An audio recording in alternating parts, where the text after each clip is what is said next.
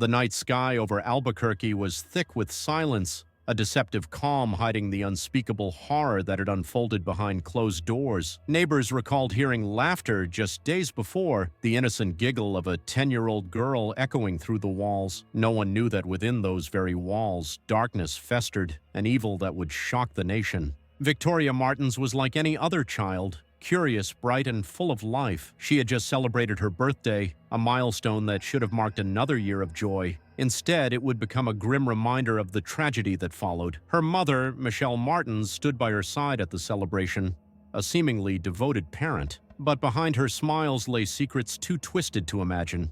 Michelle Martens, Victoria's mother, struggled with personal issues, including substance abuse and tumultuous relationships. At the time of Victoria's death, Michelle was in a relationship with Fabian Gonzalez, who had a criminal record for child endangerment. This relationship was kept secret from friends and family until shortly before the tragedy. Additionally, Jessica Kelly, Gonzalez's cousin, was living with them after her recent release from prison. Michelle had met Fabian on an online dating site about a month prior to the murder. The involvement of these individuals in Michelle's life contributed to the unstable environment that Victoria faced at home.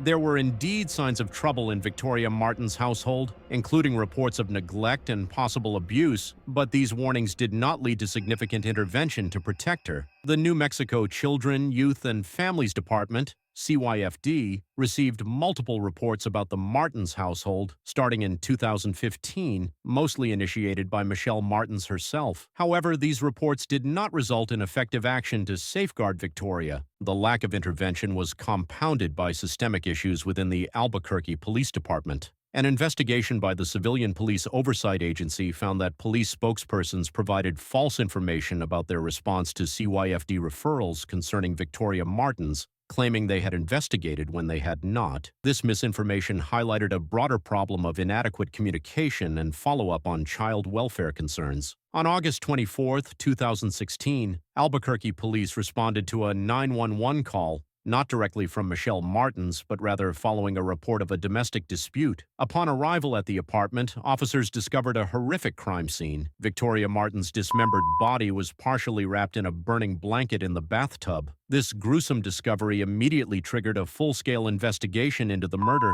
The investigation revealed that Victoria had been brutally murdered on her 10th birthday, August 23, 2016. She was sexually assaulted, strangled, stabbed, dismembered, and her body was set on fire. Michelle Martens, her boyfriend Fabian Gonzalez, and his cousin Jessica Kelly were arrested and charged in connection with the crime. However, it was later determined that Michelle Martens and Fabian Gonzalez were not present at the time of the murder, based on DNA evidence and witness accounts, which implicated a fourth unidentified suspect.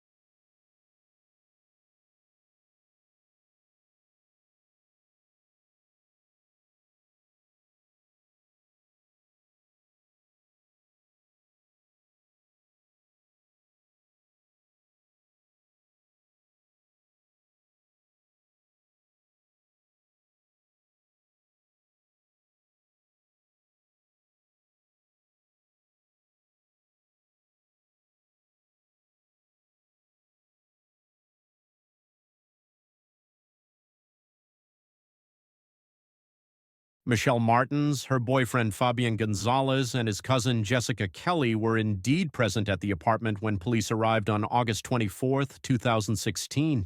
However, they were not present at the time of Victoria's murder. The police detained them based on the crime scene evidence and their suspicious behavior.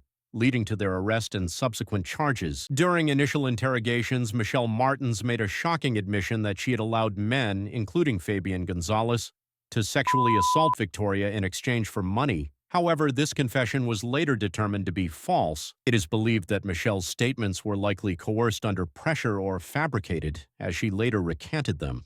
Michelle Martens' initial confessions were part of a broader pattern of misinformation and false leads in the case. Prosecutors later clarified that many details from her initial statements were simply not true. Michelle eventually pleaded guilty to child abuse resulting in death, acknowledging her failure to protect Victoria, but not admitting to actively participating in or orchestrating the murder. The false confessions complicated the investigation, which ultimately revealed that Michelle and Fabian were not present at the time of Victoria's murder, based on DNA evidence and witness accounts. This led to the ongoing search for a fourth unidentified suspect implicated in the crime. Michelle Martens' story underwent significant changes throughout the investigation into Victoria's murder. However, these confessions were later deemed false and possibly coerced under pressure. Over time, her statements became increasingly inconsistent, and she implicated herself more, but her details did not align with forensic evidence. Jessica Kelly, on the other hand, initially refused to cooperate with investigators, as she was under the influence of meth at the time of the murder. Later, she admitted to being present in the apartment during the crime but denied being the killer. Kelly claimed that an unknown man was also present, a claim supported by forensic evidence, which indicated that a fourth, unidentified suspect was involved in Victoria's murder. The autopsy and forensic findings in Victoria Martens' case revealed a series of disturbing details about her death. Victoria had been drugged with methamphetamine, which likely incapacitated her during the assault and murder. The autopsy confirmed that she was sexually assaulted before being strangled to death. Additionally, her body showed evidence of a sexually transmitted disease, STD, indicating previous abuse. Forensic evidence played a crucial role in the investigation. DNA testing revealed the presence of an unidentified male's DNA on Victoria's body, which did not match any of the suspects in custody, Michelle Martens, Fabian Gonzalez, or Jessica Kelly.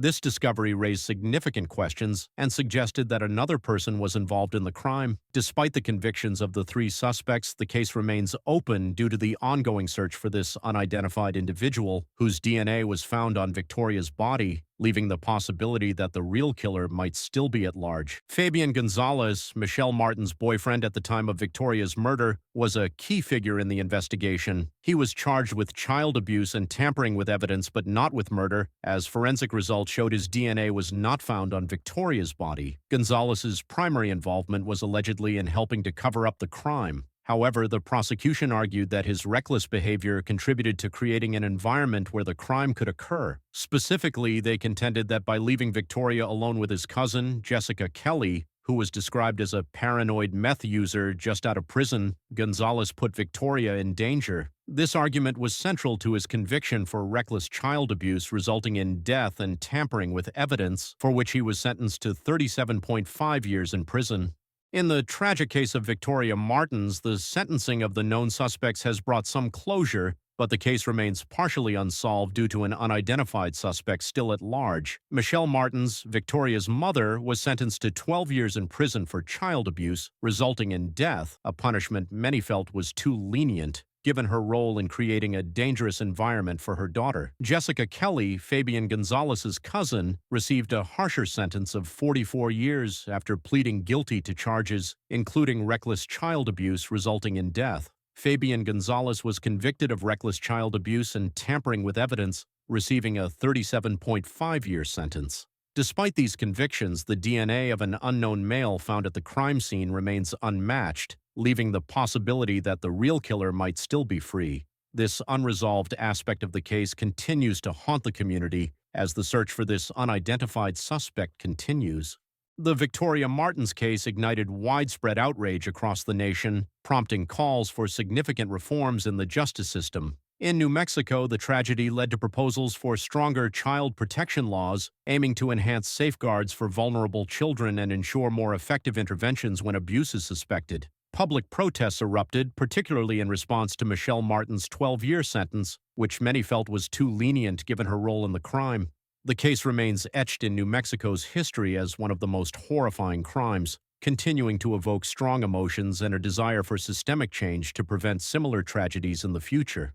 The Victoria Martens case remains a haunting mystery, despite the sentencing of Michelle Martens, Jessica Kelly, and Fabian Gonzalez. While these individuals were held accountable for their roles in the tragedy, the presence of an unidentified suspect continues to leave the case with an open-ended mystery. The theory of a fourth suspect has been supported by statements from Jessica Kelly, who described an unknown man entering the apartment and committing the crime. However, the defense for Fabian Gonzalez has questioned this theory, suggesting that the real killer might already be in custody. Despite these differing perspectives, law enforcement continues to pursue leads, hoping that new technology or witnesses will come forward to help identify the unidentified suspect. The ongoing search for this individual underscores the complexity of the case and the desire for full justice for Victoria Martens. The community remains vigilant, awaiting the day when all those...